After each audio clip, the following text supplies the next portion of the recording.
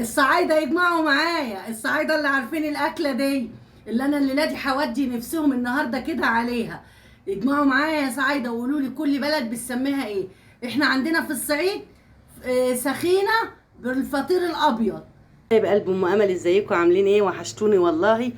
صلوا على النبي عليه الصلاه والسلام. اللهم صل وسلم وبارك على سيدنا محمد عليه الصلاه والسلام. بص بقى، عندنا بقى هعمل لكم بقى اكله كرشه وفشه. الكرشه دي اللي هي ايه؟ الكرشه بتاعت الخروف وكده. تمام. هنقعاها اهو بميه وملح وليمون، هشطفها كويس وارجع اكمل معاكم. هنا حبايب قلب ام امل قطعنا بقى بصله كده حلوه مع بعض وفيها حته دهنه صغننه. هنعمل بقى ايه؟ الكرشه والفشه بتوعنا اللي انا بعشقهم. بص كده، انا اديتها غلوه الاول، غلوه كده في ميه كده دقيقتين في الميه بس. هصفي ميتها وبعدين دي بعد ما تستوي هحطها فيها. هو معايا كده كرشه اهي بعد السلقه اللي خدتها، سلقتها بشويه ميه كده ورميتهم الكرشه وفشه حبيبه قلبي. وهنا البصله اهي خلاص هتاخد اللون الاحمر. اول ما تحمر كده شويه كمان تاني هروح نازله عليها بشويه ميه سخنه. وهنا حطيت ميه، هحط بقى شويه فلفل اسمر. انا ما بحطش بقى، مش هحط في دي ولا اي توابل تاني غير هما شويه فلفل اسمر. تمام.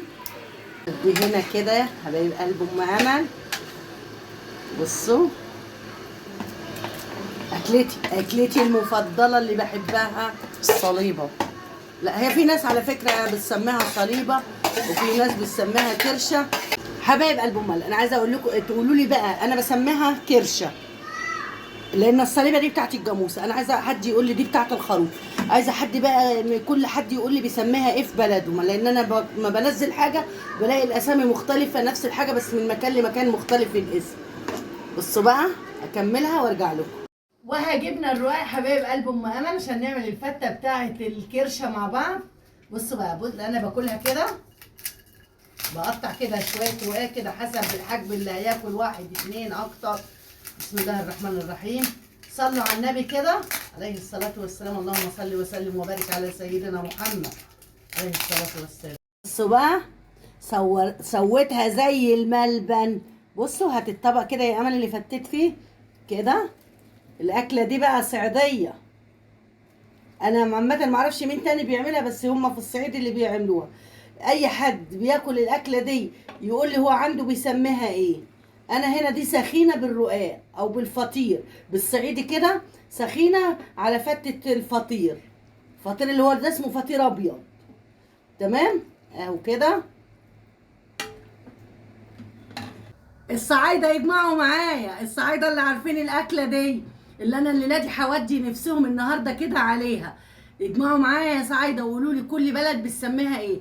احنا عندنا في الصعيد سخينه بالفطير الابيض. تمام، هندوق سوا يلا. صلوا على النبي صلى والسلام. تسلم ايدك يا ماما.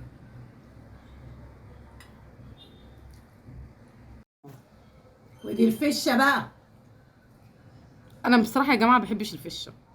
تحفه. انا ممكن اكل اللوايه دي بس. تاخدي واحده؟ لا انت كلي، انا مش هاكل دلوقتي، انا مش جعانه دلوقتي.